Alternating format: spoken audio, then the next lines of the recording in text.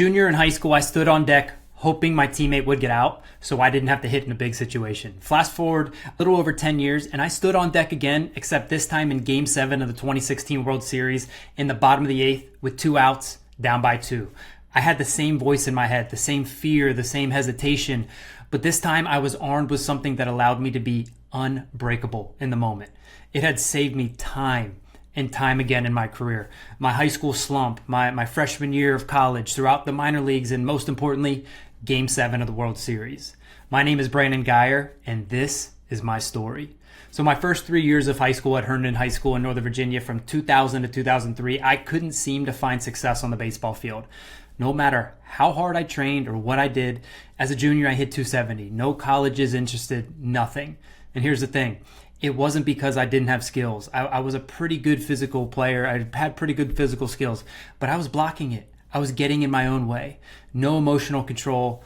I feared failure. I avoided adversity. I was a perfectionist. I would constantly be living in the past, about what just happened, or worried about the future, what might happen.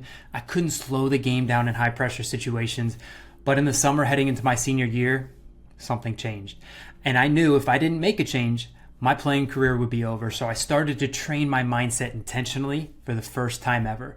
And that's when I was given the key to the most powerful weapon in the world, my mindset. You see, I learned that what I was feeling, the fear, the anxiety, the pressure, that's not because something was wrong with me. It's because I am human. Those feelings are common human emotions. We all feel them. I hadn't been taught how to turn them into fuel. And here's the thing.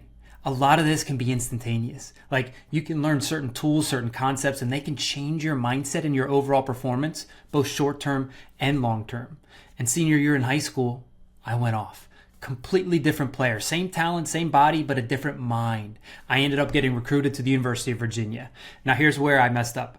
I get to UVA and I'm thinking, hot shot recruit now. I don't need to train my mindset anymore. It's like riding a bike. I've got this figured out. So I stopped doing the mental work. And the truth is, just like the physical side, if you don't use it, you lose it. I reverted back to my old patterns. The same fears came back. The doubt came back. I got moved from third base to the outfield. And then towards the end of my first year at UVA, I had shoulder surgery. But that injury became a great gift because it was the trigger for me to recommit to the mental game. I got back into it. And the next 2 years at UVA, I went off. I became a Hall of Fame player there and ended up getting drafted by the Chicago Cubs in 2007. But the real tests were just beginning. My second full year in the minor leagues with the Cubs, I officially hit rock bottom. I was in Double-A hitting 180 after 200 at-bats. I wasn't even hitting my weight. I was one of the worst hitters in the league. So bad that for a period of time there, they made me the first base coach. And I remember a coach pulled me aside and said something that changed everything. He said, Brandon, no BCM, no blaming, no complaining, no making excuses. Then he said, this is happening for you, not to you. And that's when I realized you can be a victor and find a way by winning the battle within. So I made a choice. I kept showing up. I kept training the mental side and the physical side. And instead of it being the end of the road, it became a slight bend in the road. The very next year, after being the worst hitter in the league, I hit 344 and won the Cubs Minor League Player of the Year award.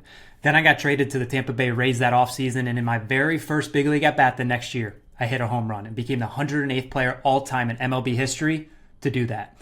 But you know what happened the next 2 at-bats? I struck out. And then 2 days later, I got sent back down to the minors. That's the highs and lows of baseball and really life. But eventually, I made it back up, and Rays manager at the time, Joe Maddon, brought me into the office one day. He said, Brandon, we think you're better suited for a platoon role, meaning as a right-handed hitter, I'm mostly going to face lefty pitchers. So not an everyday player anymore. And obviously, that's not what I wanted. But a coach taught me this concept. Star in the role you have while working your way to the role you want. So that's what I did. Every single day I went in there with that mindset. How can I show up and be the best at this role? Be a great teammate. Prepare and act like I'm in the lineup every day, even when I'm not. And I became one of the best platoon hitters in the league for multiple years in a row. Now, let's flash forward a couple years to the 2016 trade deadline. I'm with the Rays. I'm in an 0 for 17 skid, struggling. And out of nowhere, I get traded to Cleveland.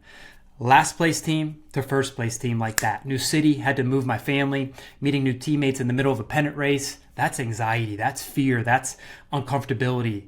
There's a lot of adversity. And that's when Bring It On was born. I said to myself, you know what? This is what I trained for. bring it on. And what followed was the best 3 months of my life. We made it all the way to Game 7 of the World Series. And then in that game, bottom of the 8th inning, 2 outs, down by 3 runs, they bring in Aroldis Chapman to face me. The most dominant closers in the history of the game. I'm on deck and my heart is racing. It is high. And that's when the sheep showed up. See, I call the best version of myself the hungry lion. It's the inner battle between the best and worst that's inside of all of us. And that sheep was trying to take over.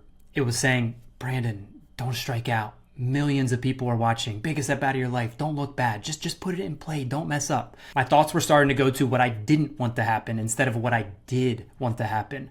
But because I trained this, I had a process. First, I took control of my breath, slowed everything down. Then I flipped the switch. I imagined flipping on a light switch in my mind, and I became the hungry lion. I saw it eating the sheep. And from that moment on, I'm carrying myself like the hungry lion. Bring it on, Chapman. This is what I trained for. Bring it on. I'm feeding the best and starving the worst. I step into the box. I go through my pre-pitch routine, find my focal point, take a breath, create that moment of stillness, mind calm and body loose. Chapman winds up, throws a 2-strike pitch just a little up and outside, and I hold off because I was in complete control. If I'm sped up and if I'm tight and tense, I'm swinging at that and I'm out. Next pitch, 3-2 count, line drive to right center field. The best game of my life was Game 7 of the 2016 World Series, coming off the bench to go 2 for 2 with the walk, RBI double, and 2 runs scored. Everything I just described to you, the breath, the self-talk, the visualization, the routines, that's what got me there, and that's what I teach now. I played in the big leagues for close to a decade, worked with some of the greatest mindset teachers in the game. And when I retired during COVID in 2020, I knew exactly what I wanted to do. I wanted to take everything I learned from my journey and create a system to help make success repeatable, to help make showing up as the best version of yourself a process you can count on. And that's why I created Major League Mindset. And if you're watching this, here's what I need you to understand. You're not alone. I thought I was the only one dealing with this stuff. The way I would think, the way I would feel in the big moments. I thought something was wrong with me. But no, we all feel it at every level. From little league to the pros, these are common human emotions and experiences. It's not because something is wrong with you. You feel these feelings because you're human. You just haven't been taught how to turn them into fuel, just like I was. And here's the other thing I want you to know. This journey isn't going to be easy. It's not supposed to be easy. My life coach told me this once and it always stuck. He said, Brandon, we're not sidestepping lizards out here. We're battling dragons. So expect scars and wear those scars as medals. If it was easy, everyone would be successful. Everyone would be the best, but it's not. That's reserved for the select few, the 1%ers, the ones who truly know that and live in integrity with it. So let me ask you this. What percentage of baseball is mental? Most people say 90%. Some say even higher. Now, what percentage of the time do you actually train that side of the game? Can you go to the mind gym for 14 minutes a day to train the thing that makes up 90% of your game? The kid who wanted his teammate to fail became a World Series player. Not because I got more talented, because I learned how to get out of my own way. And you can too. This is what you train for. Bring it on.